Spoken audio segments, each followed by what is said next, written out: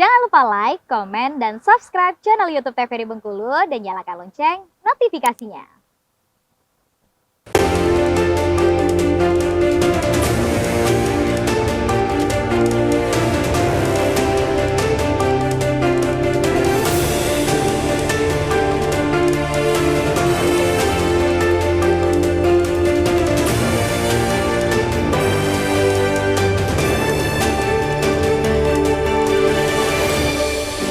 Terima kasih pemirsa, Anda kembali menyaksikan Berendo masih bersama saya Afriko Zuhri dalam tema yang sama mengawal suara pemilu 2024.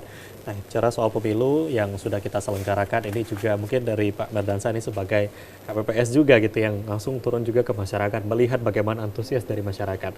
Mungkin kalau kita bicara soal sistem dari pemilu serentak di 2024 ini sendiri, ada beberapa masyarakat yang mengeluh katanya soal antrian yang mereka bahkan menunggu berjam-jam katanya gitu ya untuk bisa memilih dan lain sebagainya. Apakah mungkin sistem ini ke depannya bisa lebih baik lagi atau mungkin apa evaluasi mungkin bisa kita berikan ya Pak? Saya melihat ketika pelaksanaan 14 Februari itu memang ada antrian, memang pasti itu. Karena proses pertama itu adalah pemilih itu melakukan absensi. KPPS 4 dan 5 melakukan. Maka mereka dipersilakan duduk dulu baru kita memberikan surat suara. Surat suara itu harus ditandatangani oleh ketua KPPS. Menulis itu memakan waktu lebih kurang 3-4 menit satu kertas surat suara itu. Itu. Maka saya rasa evaluasinya memang waktu harus ditambah. Waktu. Kalau prosesnya saya rasa sudah pas itu, tapi waktunya harus ditambah. Karena tadi kalau di tengah jam 12 harus berhenti melakukan sampai jam 12 atau sampai jam 1, saya rasa kalau DPT-nya 300 itu mungkin baru 220 sekian. Sampai jam 12. Sampai jam 12 itu bisa terakomodir. Ya. Oleh karena itu ke depan saya minta itu waktunya harus diperpanjang. Itu pertama. Karena saya di lapangan melihat langsung itu. Kemudian antusias masyarakat, ya saya rasa untuk saat ini sudah bagus.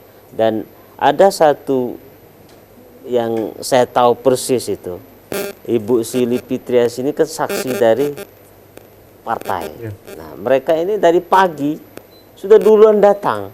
Standby. Karena saksi partai. Saksi sudah datang, KPPS malah ada sebagian belum hadir. Belum siap. Oleh karena itu saksi-saksi yang seperti ini adalah saksi yang bagus dan memang mestinya setiap partai itu harus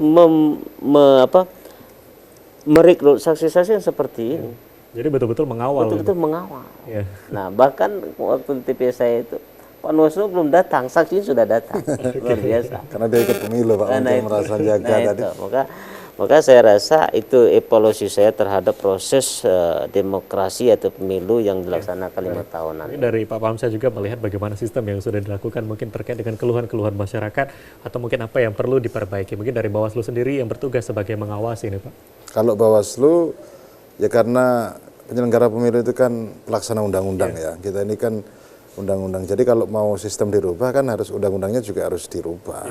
Undang-Undang 7 tahun 2017 kan sudah mengatur sedemikian rupa. Nah, tinggal lagi nanti mungkin di sana sini keluhan-keluhan itu menjadi evaluasi, terus kemudian ke depan ya kita mungkin ada hal-hal yang mungkin waktunya atau apalah yang jelas kan masukan-masukan tanggapan masyarakat itu kan memang berdasarkan yang dialami ya.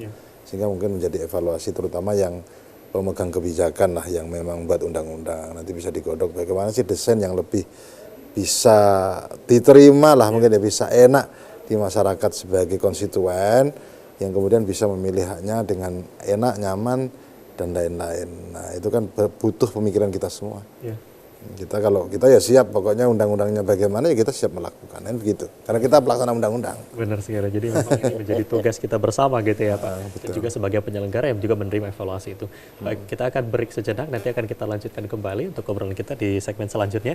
Dan pemirsa TVRI Bengkulu berkaitan dengan tema kita pada hari ini, kami akan break dulu, nanti kita lanjutkan dalam segmen selanjutnya. Jangan kemana-mana, tetap di Berendo.